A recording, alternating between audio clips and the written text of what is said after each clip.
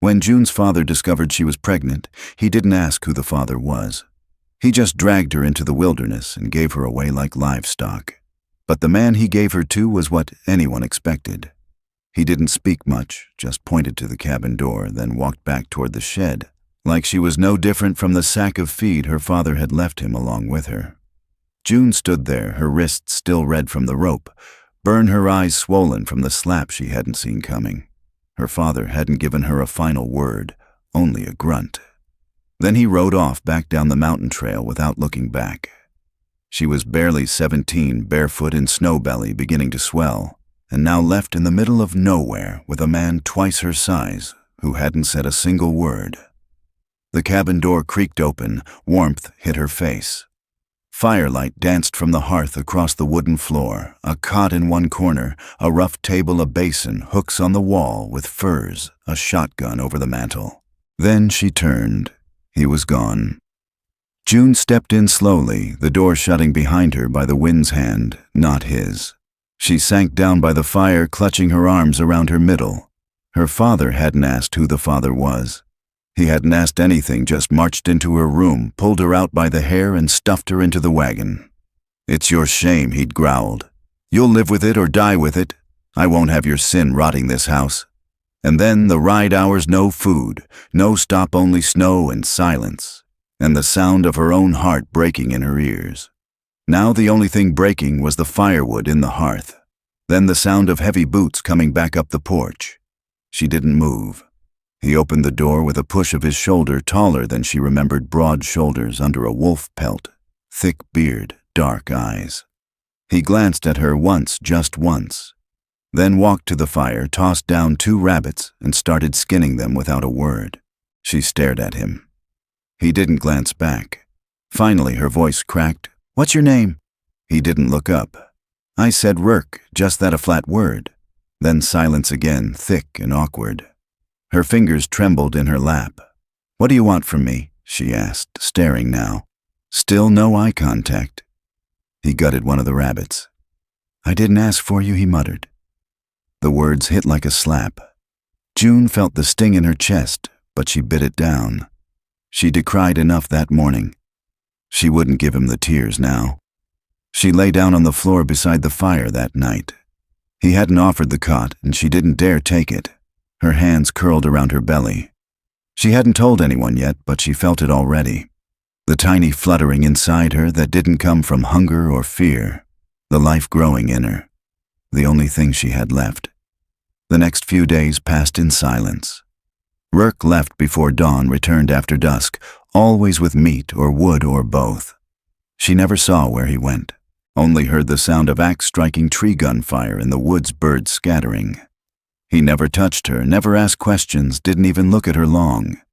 June cleaned because she didn't know what else to do. Cooked what little she could, though her hands were clumsy from lack of practice. Her father hadn't let her near the hearth, said that was her mother's job till the day she died. It was on the 5th morning that she saw the blood. It stained the front of her dress when she woke. Her scream brought him in from outside, snow on his shoulders, axe in hand. "I'm bleeding," she whispered, voice shrill. "It's too early, I don't know."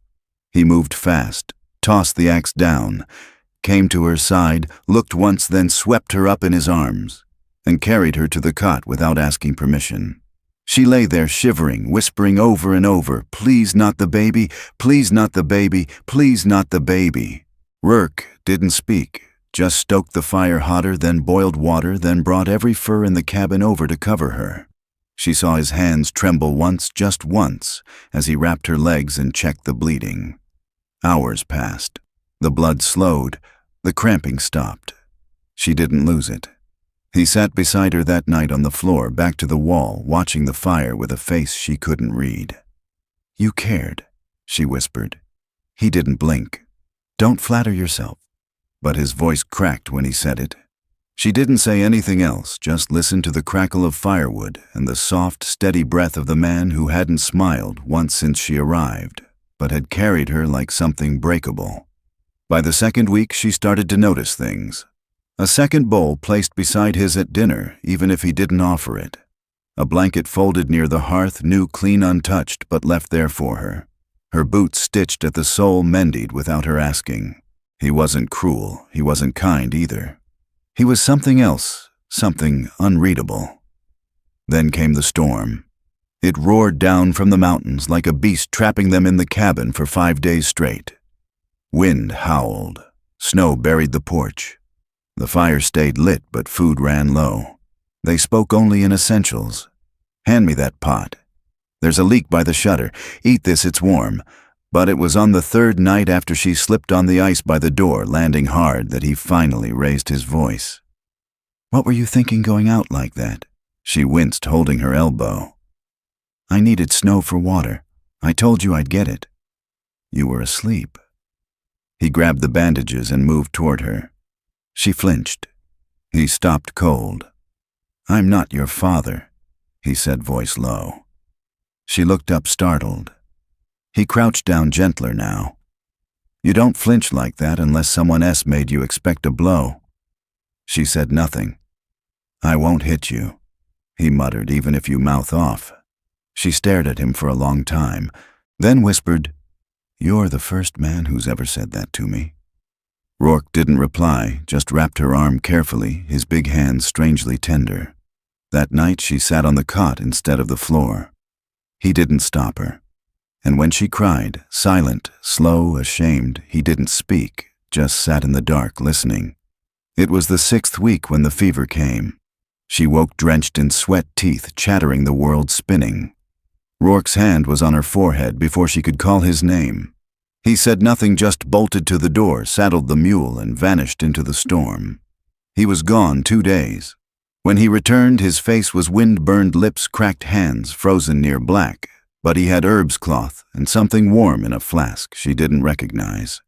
She sipped it and slept. When she woke again, the fever had broken. Rourke looked worse than her gaunt eyes, dark with worry. She whispered, "Why'd you come back?" He blinked. She tried to smile. "You could have let the fever do the work." He didn't laugh, just shook his head once. "I'm not your father." That was all he said. But it was enough.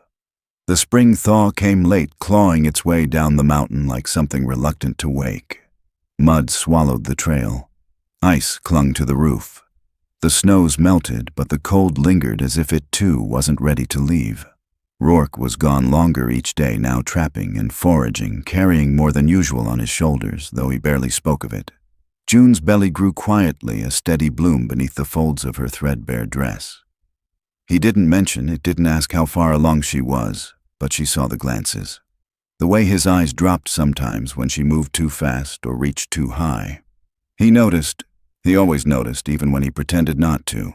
He didn't smile, not once, but he boiled her bathwater now without being asked, left bread by the hearth in the mornings, took to carving little things, small animals mostly, and leaving them on the windowsill like they'd walked in by accident. Once she found a wooden bird wing spread like it had just landed. He never said it was his. June didn't press, but she watched him closely now, trying to read the edges of the man who had no patience for conversation, but had carried her through fever, wrapped her wounds, mended her boots, and brought back wildflowers wrapped in bark as if by mistake. And still he said nothing about the child growing inside her. Until the day the dog followed him home. It was scraggly, half-starved, with a limp in its hind leg and eyes as desperate as its ribs were sharp. Rourke found it near the trap line, snarled at him once, then collapsed at his feet. He brought it back without a word. June was the one who named it.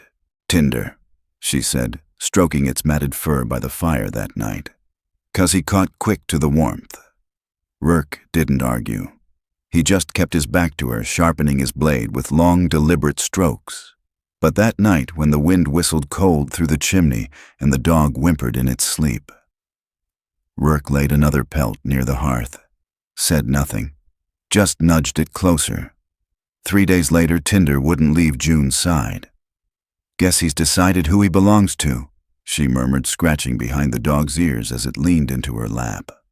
Rourke didn't respond, but he didn't hide the ghost of a smile tugging at the corner of his mouth either. That night, something changed. It began with a question. Rourke stood by the window after supper, staring out into the dark. June sat on the cot, rubbing her back. The silence had stretched too long, and the baby was kicking harder now, like it knew something had shifted. Then Rourke turned. "How far along are you?" he asked. She blinked. He never asked questions, not like that, not looking her full in the face. She swallowed 6 months, give or take. He nodded. Didn't sit, just stood there as still as timber. "Is the father gone?" he asked, slower this time. June's throat tightened. Her eyes dropped to her lap. "He wasn't a father, not really. He was the preacher's son." Rourke said nothing. "He promised me he'd marry me." She went on, voice thinner now. "Said he loved me. We met behind the schoolhouse every Thursday after choir. I thought it meant something." She laughed bitter. "Turns out I meant less than nothing to him. When I told him I was late, he told his father I'd seduced him. Said I was trying to trap a man of God." She looked up. "You know what my father did after that?" Rourke's jaw worked slow, but his hand stayed loose at his sides. "I'm sorry," he said quietly. June blinked. For how they treated you." He didn't say it like a man trying to fix something. He said it like he understood it couldn't be undone. She stared at him a long moment. "Then why'd you take me?" He hesitated. "I owed your father." That stung. She looked away. "He saved my life once," Rourke continued. "Years ago, pulled me out of a river I'd fallen through. I was drunk stupid. He never let me forget it. So he gave you a girl in exchange." Her voice cracked. "A pregnant one, no less." "I didn't know," Rourke said. "He said he had someone who needed a place. He said she was difficult." June let the word burn through her. He went on. "I didn't ask questions. Figured it'd be another mouth, another hand for cooking. Then I saw your face, the bruises, the way you held your arms. That was difficult. That was abandoned." Silence fell again. Only this time it did ache. It settled. That night she dreamt of rivers and ice, and a man lifting her from freezing water, not because he owed anything, but because he couldn't bear to let her drown. The baby came early. It started with cramps, tight, sharp. June bit down on the pain until her lip bled. She didn't want to scream, didn't want to wake him, but the water broke before dawn, and her body gave her no choice. Rourke was at her side in seconds. He didn't ask what to do. He just did it. Boiled water, laid out towels, built the fire higher, cleared the floor. He moved like a man who'd helped bring life into the world before, but she knew he hadn't. She was too far gone to question it. The pain was unbearable, a storm tearing through her bones. She screamed once, then twice, then didn't care how many times after that. Rourke held her hand, let her crush his fingers, whispered things that didn't make sense but helped anyway. "Almost there. You're strong. He's almost here." She laughed through tears.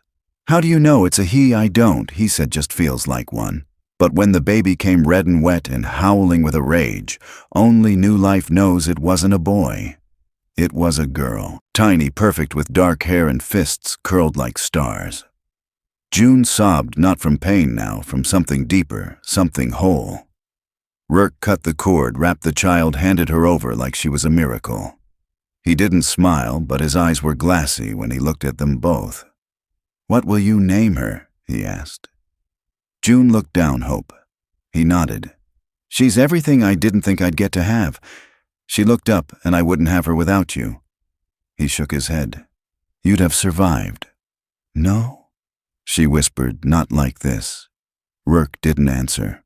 But that night, as the baby slept in June's arms, he dragged the cot closer to the hearth, sat down a second chair, and sat beside them. All night, listening to the wind hush against the windows, listening to Hope's soft breath. 3 days later, someone knocked on the door. It wasn't loud, just 2 raps measured, intentional. Rourke was sharpening his blade. June was swaddling the baby. Both froze. "Who'd come this far?" she whispered. He didn't reply. Rourke stood across the door and opened it slow. On the porch stood a boy, 15, maybe 16, thin mud on his boots. He held his hat in his hands. "Sir, he said you, Rourke." Yes. The boy's voice cracked. You got a girl here named June. Rourke's hand twitched near the doorframe. Who's asking? The boy licked his lips. I'm her brother. June stood so fast the chair toppled. What? The boy craned his neck, eyes lighting when he saw her. June, they said you were dead. June's breath left her body. She stepped out into the snow, barefoot child, still in her arms. I don't understand, she whispered. The boy stepped forward. Father told the town you ran off. Said you'd shamed us and were probably in the river by now. But then Ma got sick. She told me the truth, told me where he took you. Rourke's jaw was clenched. Why come now, he asked. The boy swallowed. 'Cause Pa's gone. Left in the night after the sheriff started asking about the preacher's son and some hush money. The town's turning. People are asking questions, and Mama said to find June.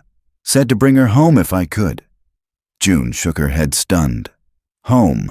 She looked at the baby at Rourke, then whispered, I already am. The boy, his name was Seth, slept curled up near the hearth that night. Boots off, coat folded over his head, too afraid to ask for a real place to sleep, but too tired to fight it. Rourke didn't push him. June didn't either. She had too many thoughts spinning in her head, and none of them were ready to land. She lay on the cot with hope pressed to her chest, feeling the baby's breath rise against her ribs like a second heartbeat. Every few minutes she'd glance at the boy. He was so thin, dirt beneath his fingernails, a tear in one elbow. He'd made that journey on foot alone in snow that hadn't fully melted. June couldn't imagine how far he'd walked to find her. But she also couldn't imagine going back, not to that house, not to that town, not to the world that spat her out like spoiled milk. It was different now. She had hope. She had quiet.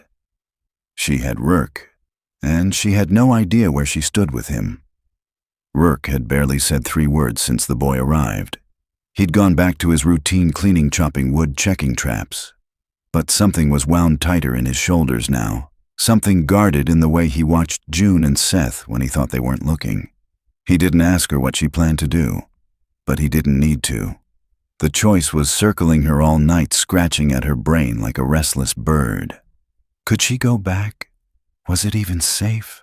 What if the people had truly turned against her father? What if they hadn't? What if the whispers about the preacher's son reached the wrong ears and they turned it all back on her? Again. And what about Rourke? He hadn't said much about the child, but he'd stayed. He'd helped. He'd carved a cradle. She'd found it behind the cabin, half-finished, made from pine wood and patience. The man who'd once only grunted at her now made her tea when she woke in the night. He didn't smile often, but when he did, it stayed in his eyes even after his lips had returned to a frown. She didn't want to lose, that didn't want to lose him. The next morning, the boy woke early, rubbing his eyes and looking around like he half expected to find it had all been a dream. He sat stiff at the table while June boiled oats. Hope was bundled close against her chest, twitching every now and then in newborn sleep. Seth cleared his throat. Mama's sick. June paused. What kind of sick? Her lungs. She's coughing up dark stuff. They say she won't last till summer unless she gets help. June turned from the stove. And you came here alone? He nodded. Didn't have no choice. We ain't got money for doctors. And Mama kept saying she needed to see you again, said she needed to ask your forgiveness before he trailed off. June sat down slowly, heart pounding. The anger she'd carried for months tried to rise, but it was smothered by something heavier, grief maybe, or something softer, something tired. Why didn't she stop him? She whispered when he beat me, when he gave me away like I was cattle. She tried. I swear she did, Seth said, his voice small. But he told her if she ever spoke against him, he'd send her off same as he did you. And Mama, she ain't strong like you. June's jaw clenched. I wasn't strong. I just got lucky. No, Seth said you got out. Rourke stepped in, then shaking off snow arms heavy with kindling. He said nothing, just set the wood near the hearth and knelt to feed the fire. June looked at him. Did you hear? He nodded once. She studied his face. There was something hidden behind those dark eyes, not judgment, not hope, something like a wall built long ago, stone by stone. "I don't know what to do," she said. "You don't have to decide now," Rourke replied. But she did. Because in that moment she realized something about herself, about everything that had happened since the day her father threw her on that wagon like a sack of grain. She hadn't just survived. She'd changed. Hardened, yes, but not in the way he'd meant her to. She was no longer someone else's problem. She was a mother now, and mothers don't run. That night she packed a small bag, enough clothes for a few days. Rourke gave her one of his coats. It drowned her, but she took it anyway. He didn't say much, while she wrapped Hope in blankets, just hovered near the door like he was waiting for the last moment. Seth had already saddled one of Rourke's mules. The journey back to town would take a full day if they hurried, maybe longer with a newborn. "I won't stay long," June said quietly. "Just long enough to see her, long enough to know the truth." Rourke nodded. "You need anything?" She stepped closer, I know. There was a silence between them, but it wasn't empty. It was filled with everything they hadn't said, everything they might still say later. Then just before she turned to leave, he said, "You come back." It wasn't a request. It wasn't a demand. It was a promise. She squeezed his hand. "I will." The road was worse than she remembered. Frozen ruts still lined parts of the trail, and the mules struggled under the weight of the three of them. June took turns walking to ease the burden, clutching Hope to her chest beneath the folds of Rourke's coat. They arrived on the second morning when the sun was just beginning to burn through the clouds.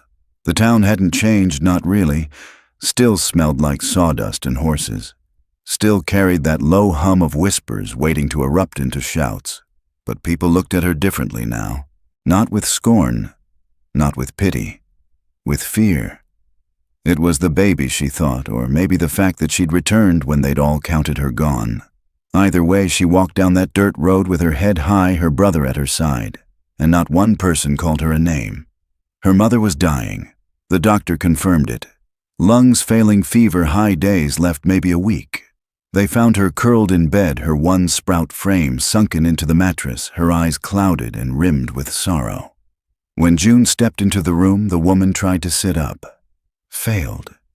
"June," she rasped, "my baby." June sat down, laid Hope gently in her arms.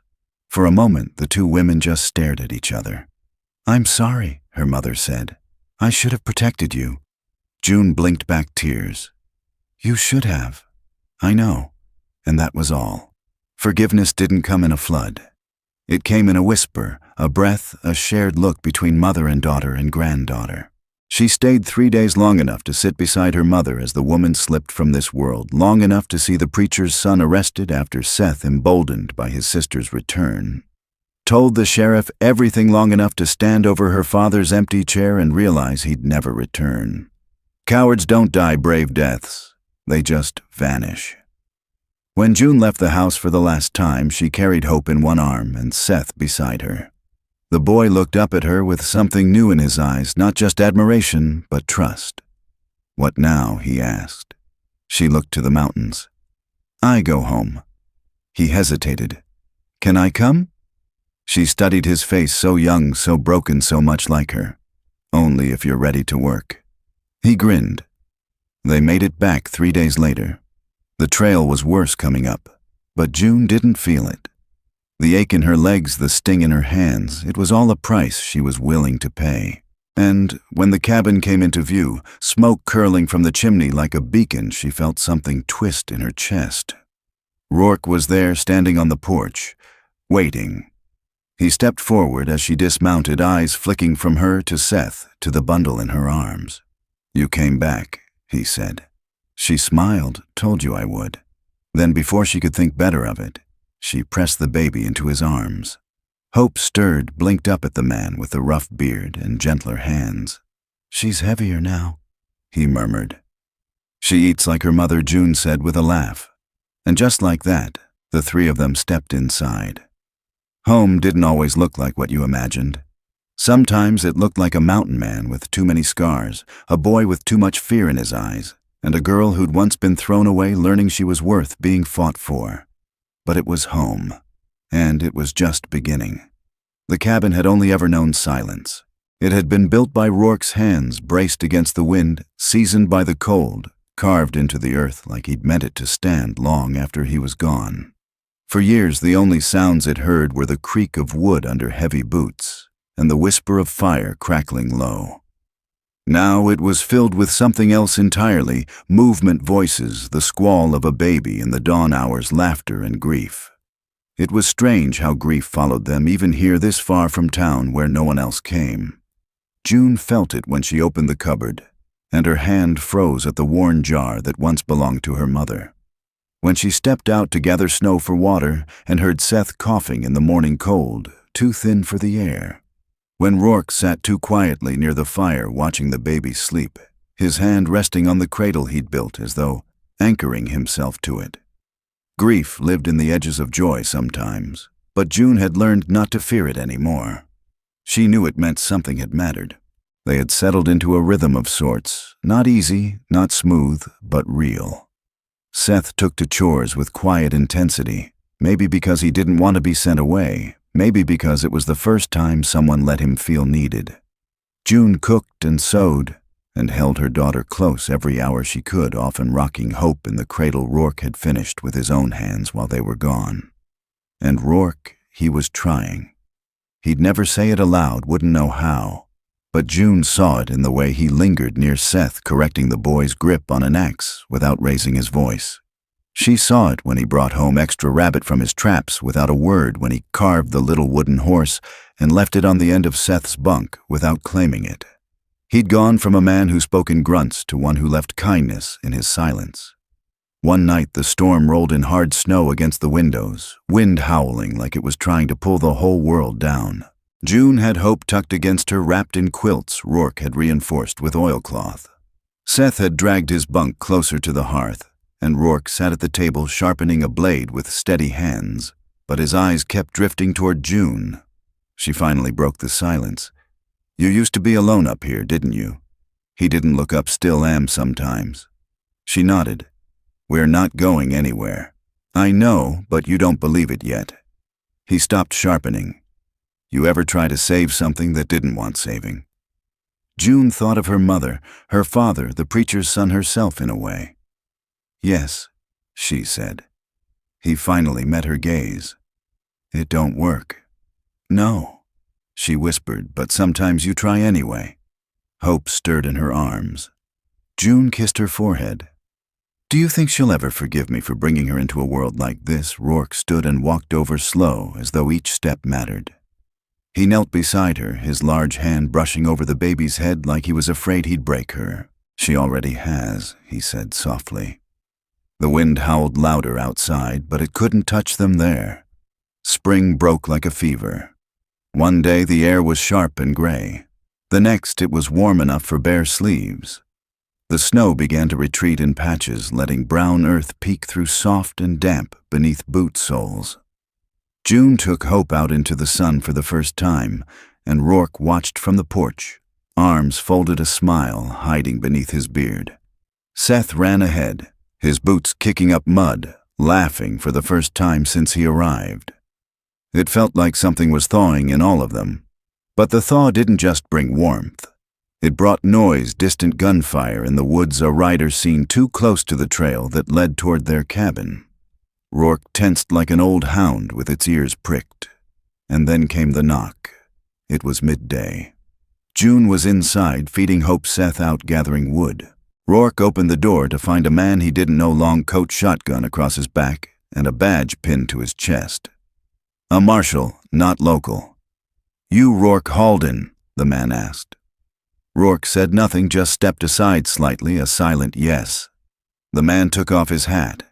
"Name S. Bram. I came from 2 towns over looking for a girl. Name's June." June stepped out from the shadows before Rourke could say anything. She held Hope close, eyes narrowed. "Why?" The marshal looked surprised. "Didn't expect you to show yourself. Figured you'd run." "I'm done running," she said. He nodded. "There's trouble brewing in town. The preacher's son, he didn't take kindly to being arrested. His father's stirring up folks. Some want blood. They blame you." June's face didn't change. They already blamed me once. Rourke's hand curled slightly at his side. He didn't reach for his gun, but the tension in his shoulders said he wanted to. "What do you want from me?" she asked. Bram looked between them. "Just to warn you and to tell you something else. Your brother, the younger one, he's got folks whispering too, told the whole town what your father did. Folks are listening." June blinked Seth. "He's not a boy anymore, ma'am. He's fighting like a man." She didn't know what to say to that. Pride and fear tangled in her chest. "Town might come for you," Bram said finally. "Or it might not. But if it does, I figure you ought to be ready." Then he tipped his hat, turned, and rode off without another word. The silence that followed was louder than anything. That night they didn't talk much. Rourke stood by the door longer than usual, one hand on the frame, the other near his rifle. June sat with hope, holding her tighter than before. Seth kept close, the look in his eyes, sharper than a child's ought to be. "Do you think they'll come?" June asked. Rourke didn't lie. "Maybe. And if they do..." He looked at her, and the weight in his eyes made her stomach twist. "They won't get through me," he said. 2 nights later it started. Seth saw them first, 3 men at the tree line, moving quiet, thinking they weren't spotted. June shoved Hope into a cradle, whispering soft prayers, while Rourke grabbed the rifle off the mantel. "They won't stop at talking," he said. June looked at him. "We don't have to stay. We can run." "No," he said. "They need to know you're not prey anymore." She stared at him, her hands shaking. "Then I'm standing with you." He nodded once. "Get Seth inside, keep the baby close." But Seth wouldn't go.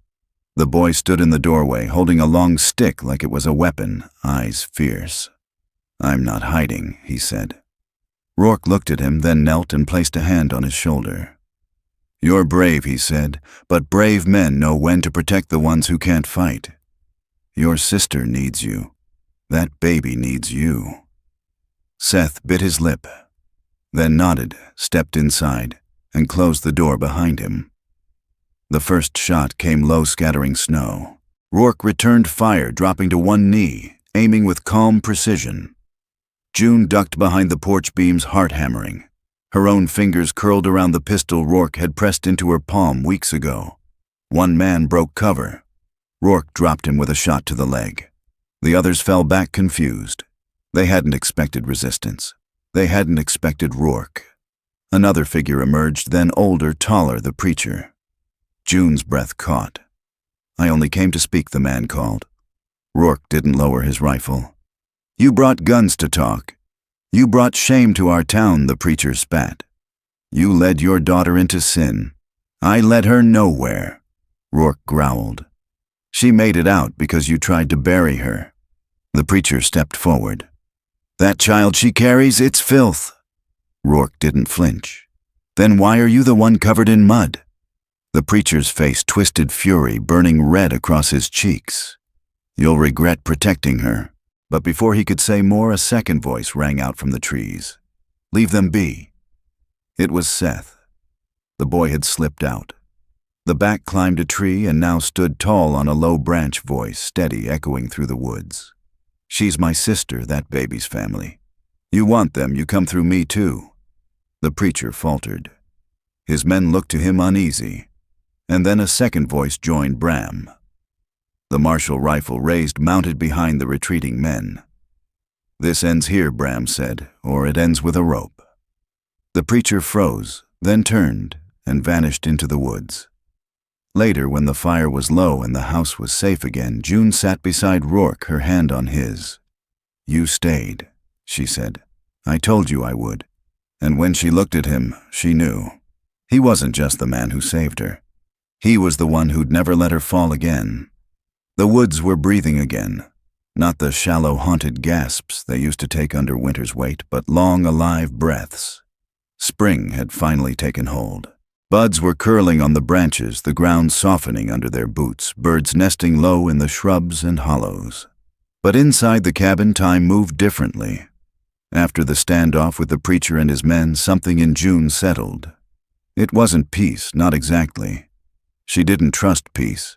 But it was something quieter than fear, maybe the beginnings of safety or the hard-won understanding that danger could come, and she'd survive it not alone anymore.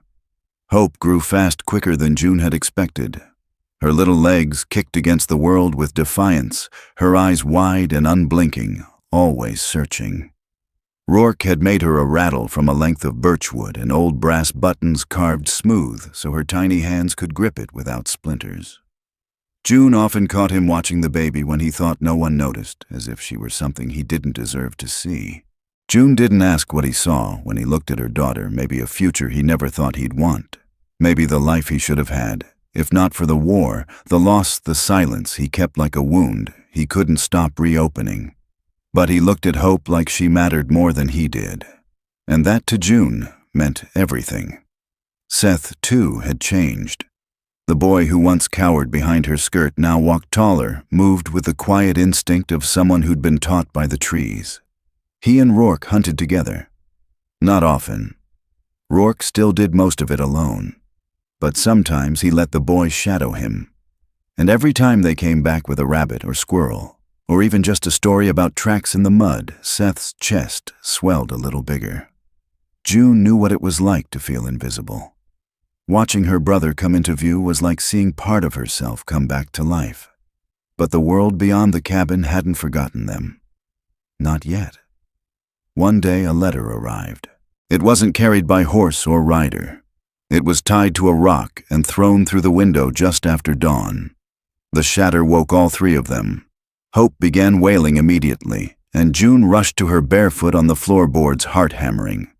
Rourke was already crouched by the broken glass, one hand gripping his rifle, the other lifting the rock wrapped in parchment. He read the words silently, jaw tightening. Then he handed it to June without a word. It was written in a spidery hand. The child is an abomination. The mother's sin lingers. He who shelters them will answer for both. We haven't forgotten. We're coming. June folded the note slowly. Her hands didn't shake this time. She was done shaking. They still think they can scare us, she said. They might not be wrong, Rourke murmured. She looked at him. Not because we're weak, he added, but because we've got something to lose now. Preparations began immediately. Rourke doubled the traps near the tree line. He showed Seth how to make snares that would trip a man rather than catch a rabbit. June boiled extra jars of soup, sealed them, and tucked them away in a root cellar she helped dig by hand. They didn't speak much about what was coming, but they all knew. Trouble was moving again, slow as smoke at first, but it would find them. A week passed, then two. Then one morning Rourke came back from the northern trail bleeding from his shoulder. June rushed to him, tearing the sleeve open with frantic hands. A trap, he muttered, wasn't mine. They'd set something for him, not just words this time, not just threats. Seth helped her clean the wound, grinding his teeth the whole time. The boy had become fiercer than anyone had expected, but what scared June wasn't his anger. It was how quiet he became now when danger came like Rourke. Hope sat nearby, chewing the corner of a cloth, watching everything like she understood more than she should.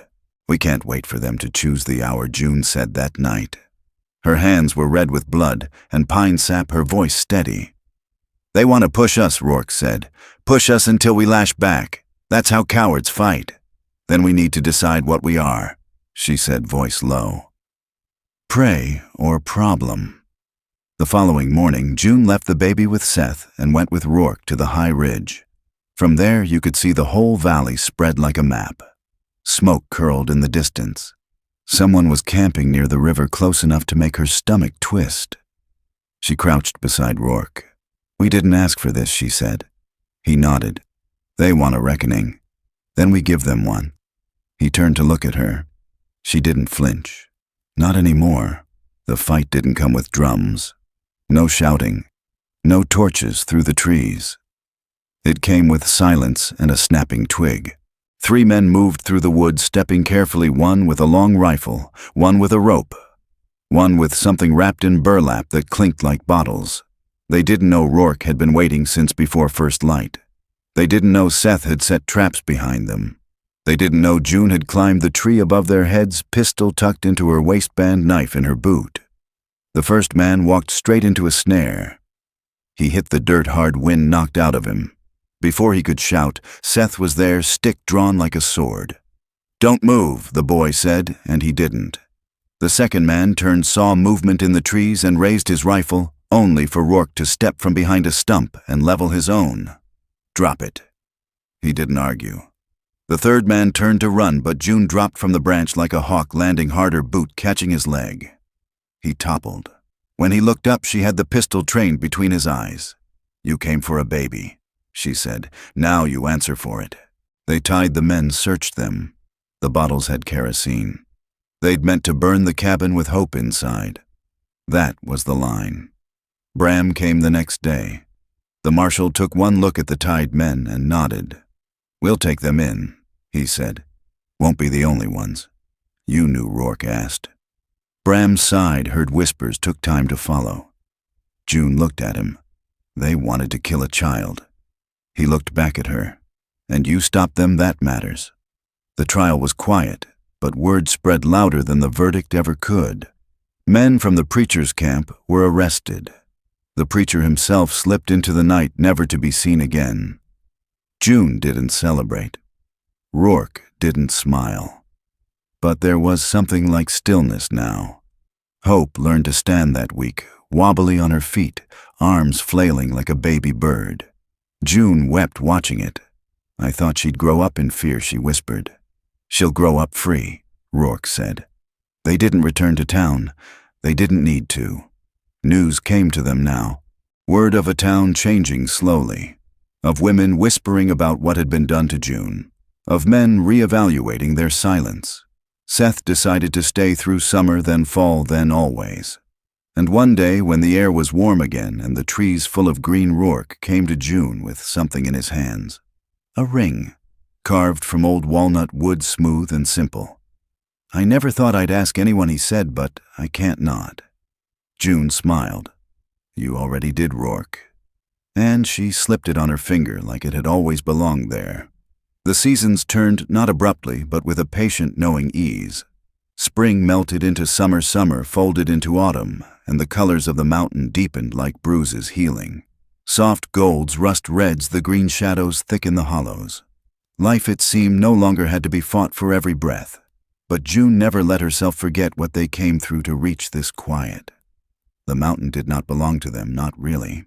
It was something older, vast and watchful. But in a way it had claimed them, wrapped around them like a guardian no man could intimidate. The cabin stood strong. The roof no longer leaked. The cracks had been sealed. A new window, too. Rourke had fashioned it himself with salvaged glass and a frame of white pine.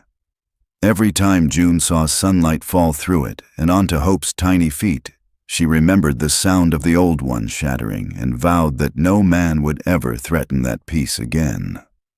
Hope was toddling now, fast as her little legs could carry her.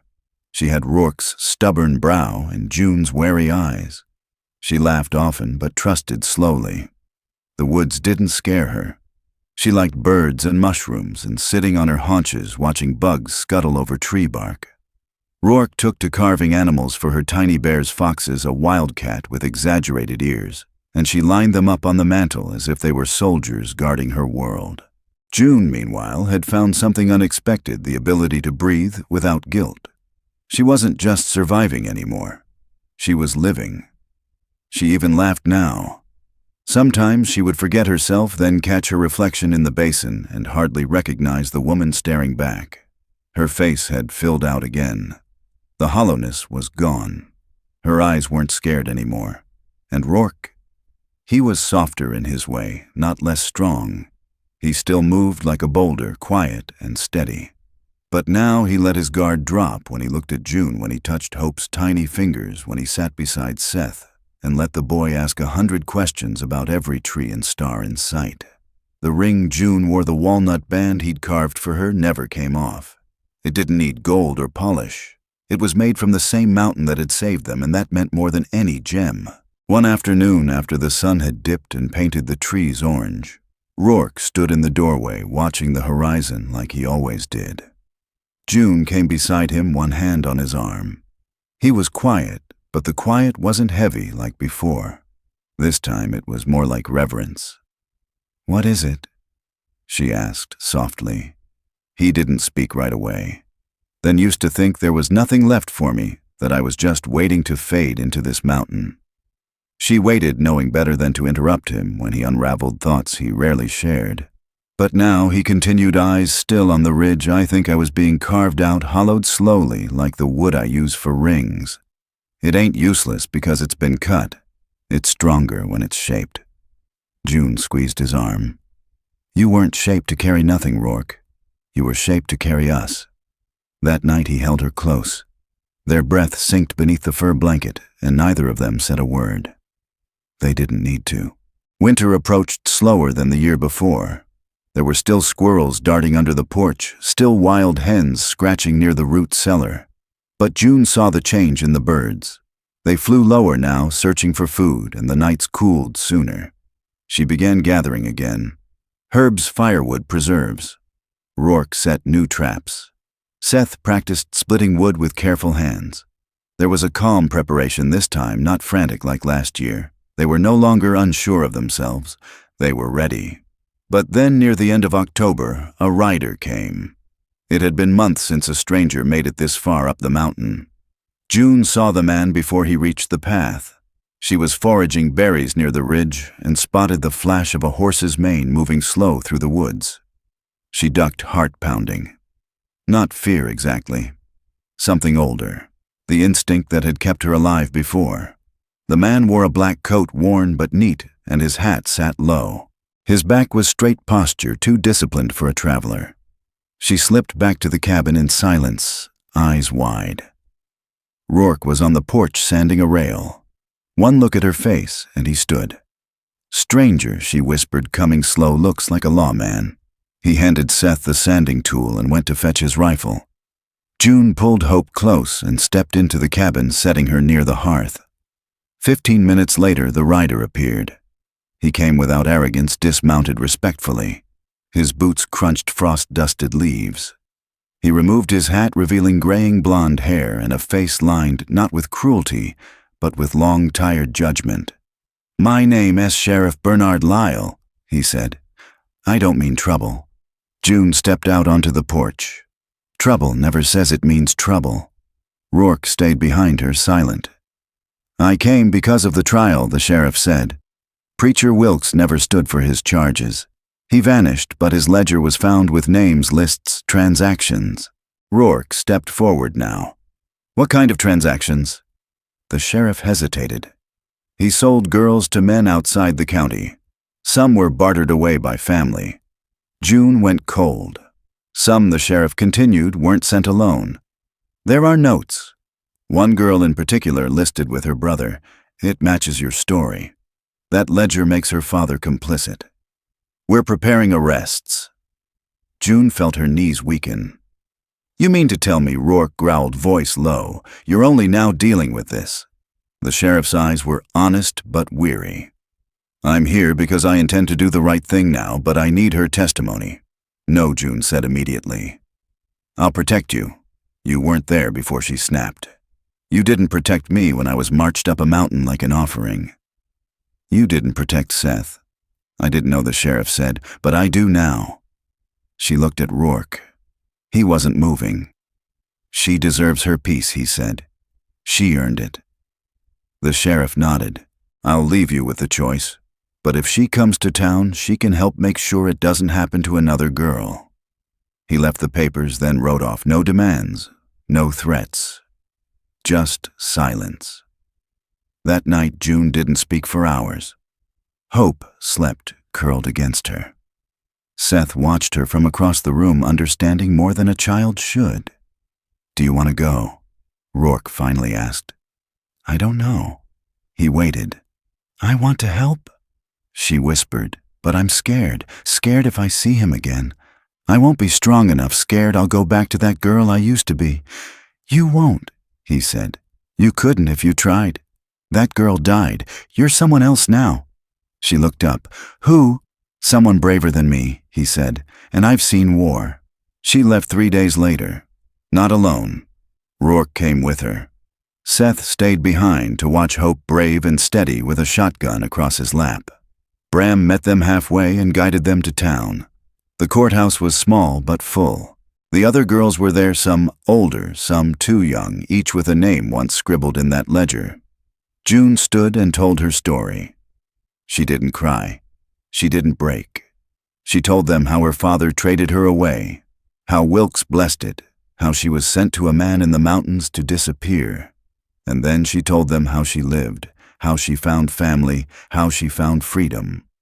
The crowd didn't stir, not at first, but by the end, people were crying. Wilkes was declared wanted across 3 states, her father arrested. No one stood up to defend him. Not a soul.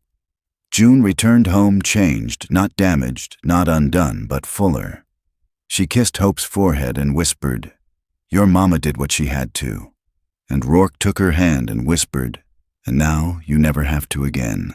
The air on the mountain was different now, not just colder, but cleaner somehow, sharper with each breath, as if something in the soil had shifted and released the last of the pain that had been buried with the snows of the year before. June walked slower those days, not because her body failed her, but because she had learned to stop rushing through moments she'd once never thought she'd survive. There was peace in the quiet between footfalls. The wind didn't whisper warnings anymore. It carried lullabies. Hope toddled through the fallen leaves like she owned the ridge. Her little boots kicked up gold and red, her laughter echoing against the distant trees. Seth trailed behind her, no longer the terrified boy hiding behind a crate, but a steady young man who understood what it meant to shield someone you loved. He didn't have to be asked to watch her, he just did, like he was born knowing how. June stood by the doorway of the cabin, arms crossed over a wool shawl, watching her children, watching the way they belonged in this place, how none of it looked borrowed anymore. The cabin wasn't just shelter, it was theirs. Built with sweat and choice and love, it had held their grief and their healing both. Rourke stepped behind her, a hand on her back. "Cold's coming early," he murmured. June leaned into his chest, nodding. "I feel it, but we're ready." They always were now. Inside, hanging above the fireplace, were the carved names Rourke had made, one for each of them: June, Seth, Hope, even Bram. Though the old man lived lower down the mountain, now still stubborn, still kind a neighbor who never needed to be asked twice. He brought sugar sometimes, and stories always. That winter was different, not easier, but somehow lighter. There were nights when the wind howled like a beast outside, and they huddled close around the fire with mugs of tea and stories. Rourke built a cradle for Hope with foxes and owls etched into the corners. June made a quilt, her fingers finally steady enough for stitches. Seth learned how to trap rabbits and skin them, and each time he came home with a catch, he puffed up a little taller. And there were days, even in the heart of the freeze, where June would step outside and not feel hunted anymore, where no shadow made her flinch, where she could close her eyes and just be. Spring came sooner than expected. The first green showed up in the crocus near the stones, and then in the birch sap, and suddenly the woods were waking all at once. Hope had a birthday 2 years old, and louder than thunder. Bram came up the mountain with a basket full of preserved peaches and whittled a horse for her, rough but loved. She screamed with joy and dragged it behind her wherever she went. They celebrated with honey cakes and wildflower crowns, and Seth playing a lopsided tune on a banjo Bram had fixed up. June didn't cry that day. She didn't need to. Everything she loved was around her, and for the first time, she didn't feel like she owed anyone pain for being happy. Later that night, after the sun dipped low and the stars came out one by one, June sat on the porch with Rourke.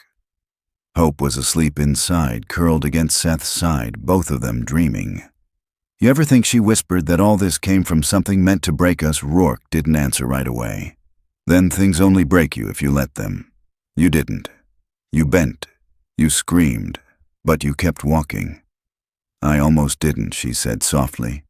"But you did," he replied, "and that's what matters." June turned her head, looked at him. "What about you? What kept you going before me?" He didn't look at her, just stared out over the trees like he could see his old ghosts there. Habit, I guess. Guilt. Then one day, there you were carried up my mountain like punishment. But you were. You were the thing that stopped the silence. She touched his cheek. You saved me. He shook his head. We saved each other. That summer word came by rider. Her father had died in prison. No ceremony, no farewell. Just a notice and the unspoken understanding that he'd been buried somewhere unmarked, forgotten. June stood by the stream that evening, the paper in her hand, and let the wind tear it from her fingers. She didn't weep. She didn't curse. She let it go. That night she told Rourke he's gone. He nodded. That part of your story's done then. Yes, she whispered. It is. The years passed gently after that. Hope grew fierce and bright. Seth became a man quiet like Rourke, but with a sharper wit. He left when he was 17 to work with Bram down by the foothills, but came back every month bringing supplies and books and laughing harder than he ever had before. He wrote letters, now long ones, and June kept every single one folded in the old tea tin near the stove. Rourke's beard turned gray first, then his hair. His strength never faded, but he moved slower, his joints stiffer in the cold. June teased him for it. He called her trouble like he always had, and she smiled each time. They never left the mountain, not once.